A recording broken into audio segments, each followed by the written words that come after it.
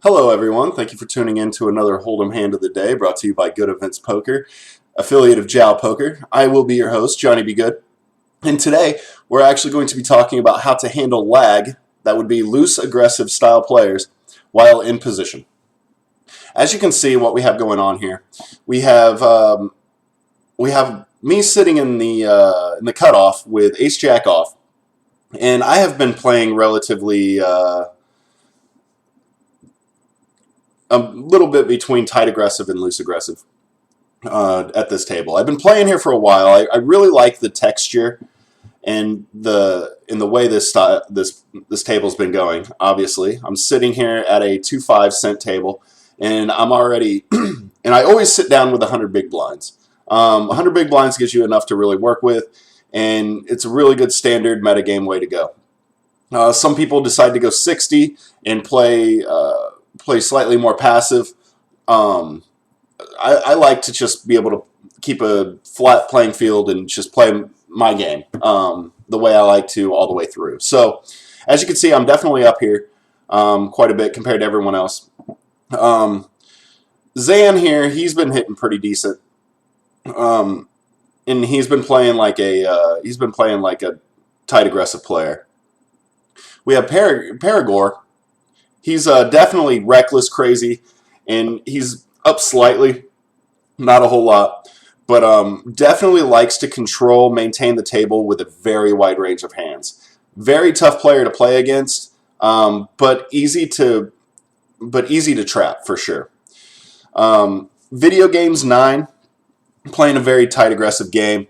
He does look like he likes to 3-bet a lot, but he really hasn't done it this session very often. So, I mean, he's playing pretty decent. Looks like Kids just came in here. Out of 26 hands he's played, he's only put money in the pot 8% of the time. So he's definitely a nit style player. He just hasn't really hit a hand to play with yet. JSPG, very, I would say he's right on the edge of being a nit and a tight aggressive. Very standard, very easy to predict, but you don't want to get in with big hands with. With that said, let's go ahead and get started. As we can see, Paragor goes ahead and opens under the gun with a standard raise of 15.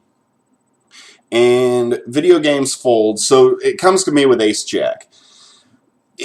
Paragor is a very wide-range style player, reckless and crazy, with a relatively decent post-flop aggression factor and percentage, and an absolute crazy 3-bet percentage.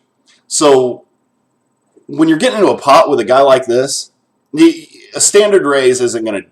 I mean, you can go ahead and call him, but you're not doing yourself any good. You need to at least attempt to take back control from this guy. But you got to be really careful in the range in which you do that.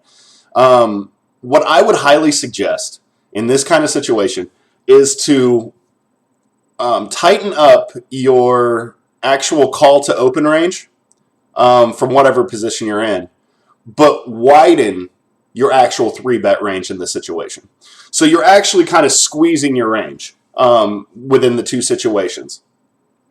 Ace-jack offsuit, it really shouldn't be in your 3-bet range for the most part, because you're going to be playing mostly tag-style players, and if you try to 3-bet them off with an ace-jack, and they have a better hand, they're going to call you.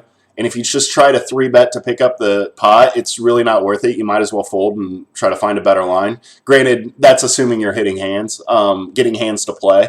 If you're not getting hands to play, then yeah, you need to get what pots you can when you can get them. In this situation, I've been hitting some hands. So for me to 3-bet here, it's not to actually steal the money. It's to maintain control of this pot. So Paragor here can't go absolutely crazy with it. So what do? I go ahead and I do a minimum 3-bet here. And the reason why I do a minimum is because I do have some relatively tight players behind me. And if I was to raise relatively high and any one of these three guys call me, I know that they're going to have a better hand than me. Without a doubt, they will. So what do we do in this situation? Is we do a minimum raise here just to go ahead and try to maintain the pot, because this guy's going to fold if he doesn't have a hand. These guys are going to fold if they don't have at least Broadway, or if they don't have at least suited Broadway, I would say, and that's with an ace Broadway, because that's what their range is telling me, based off of how much money they put in the pot. So my predictions were correct, and it folds back around to Perigord. Now, with that said, how is Perigord going to handle this? At minimum, raised him, right? So he probably finds this as a sign of disrespect to his style game, because he's just almighty, right? He's got to control everything. So, of course, he goes ahead and 4-bets me. I mean, he could have a hand, right? But if he has a hand or if he doesn't have a hand, it doesn't matter. He's going to play it strong. More than likely, he's going to play it strong. And I have to assume that I'm coming into this hand an underdog slightly. But I also, too, I'm looking to hit top pair here. Preferably, to tell you the truth, preferably a jack. Because if he has an ace, I might be outkicked. So I'm looking for a jack here, or a possible draw. But I'm not going to lay this hand down to him, right? I mean, he's obviously a good player, and he wants to maintain control of this pot to keep his image at the table. And I'm not going to let him do that because, well, I don't like legs. So, good for me. I went ahead and I flopped top pair. Now, he's got a relatively decent aggressive factor here.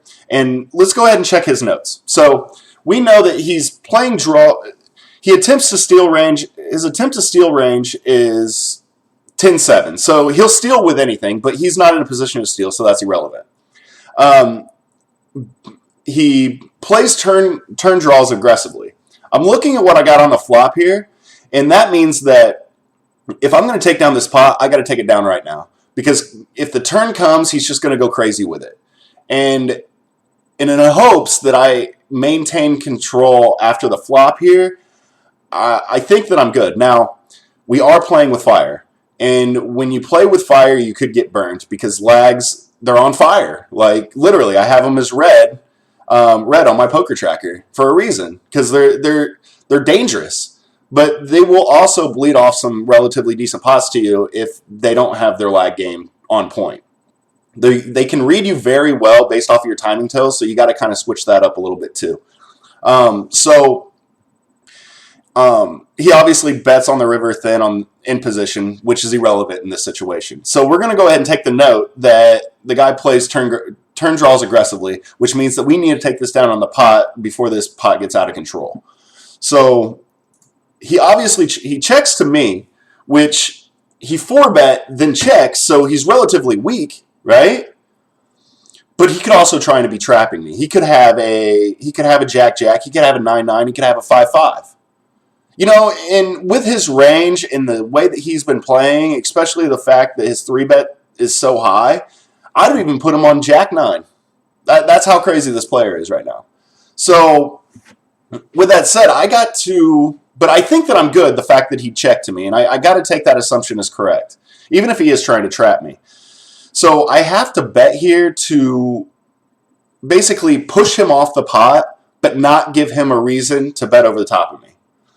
And if I was to bet the pot, right, which since it's rainbow, would not give him pot odds to call me unless he already had a made hand, that actually justifies him pushing up over the top based off of the size of the pot. So we'd be looking at a